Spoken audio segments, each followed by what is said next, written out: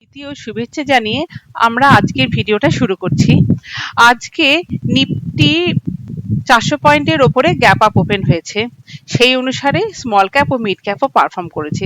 গতকালে আমাদের intraday pick ছিল tata technology ও মান্যবর।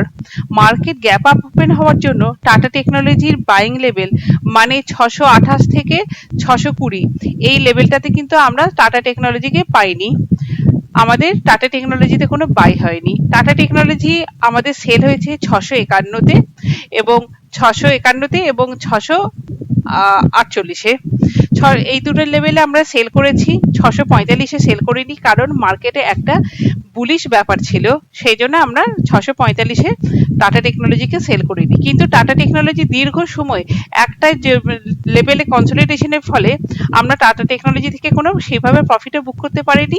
আমরা দিনের শেষে টাটা টেকনোলজিকে 648.80 এই লেভেলে স্কোয়ার আপ করে নিয়েছি। আমাদের টাটা টেকনোলজি থেকে সেরকম ভাবে কোনো প্রফিট হয়নি। এর পরের স্টকটা হচ্ছে মান্যবর। মার্কেট ওভার পারফর্ম করার সত্ত্বেও স্টকটা কিন্তু আন্ডার পারফর্ম করেছে। স্টকটাতে আমরা বাই করেছি 804 থেকে 795 এই লেভেলের মধ্যে। স্টকটার স্টপ লস ছিল 788, কিন্তু স্টকটা স্টপ লস হিট করেনি। যদিও ইন্টারডে পার্সপেক্টিভে আমাদের স্টকটা থেকে বেরিয়ে যাওয়া উচিত, কিন্তু আমরা স্টপ লস হিট করেনি বলে স্টকটাকে ধরে রেখেছি।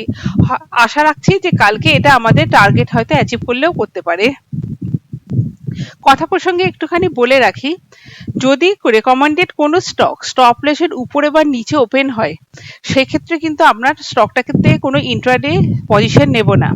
যেমন আপনাদের এক্সাম্পল দিয়ে বোঝাচ্ছি, টাটা টেকনোলজি এই স্টকটাতে আমাদের গতকালের বাইং প্রাইস ছিল 628 থেকে 620, স্টপ লস ছিল 612। যদি কোনো কারণে টাটা টেকনোলজি আজকে 612 নিচে ওপেন হতো, সেই ক্ষেত্রে আমরা টাটা টেকনোলজিতে কোনো বাইয়ের দিকে যেতাম না। বা টাটা টেকনোলজিতে আমাদের গতকালের সেল সাইডে স্টপ লস ছিল 661।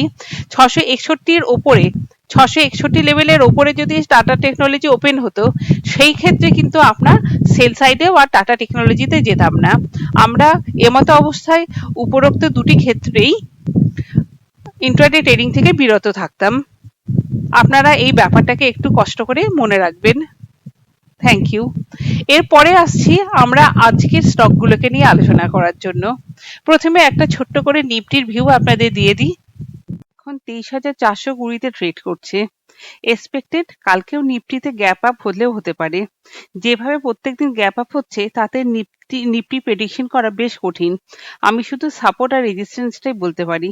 নিফটিতে এমনিতেই 23,400 একটা strong support, strong resistance zone. এটা ক্রস করলে নিফটির পরবর্তী রেজিস্ট্যান্স জোনগুলো হচ্ছে 23,480, 23,540 থেকে 590। আর সাপোর্ট জোনগুলো হচ্ছে 23,310, 23,220, 23,140। মানে একটা ওয়াইড রেঞ্জের মধ্যে নিফটিতে কাজ হতে পারে।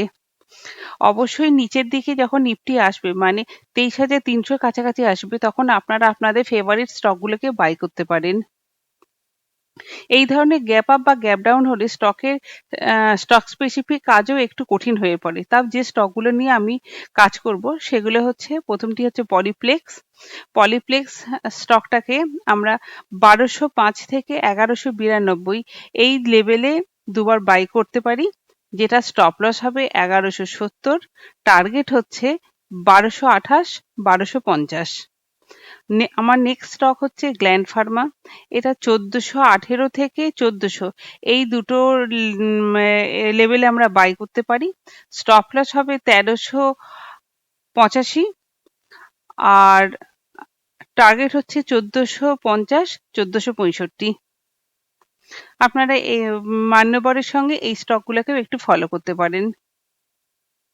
Thank you.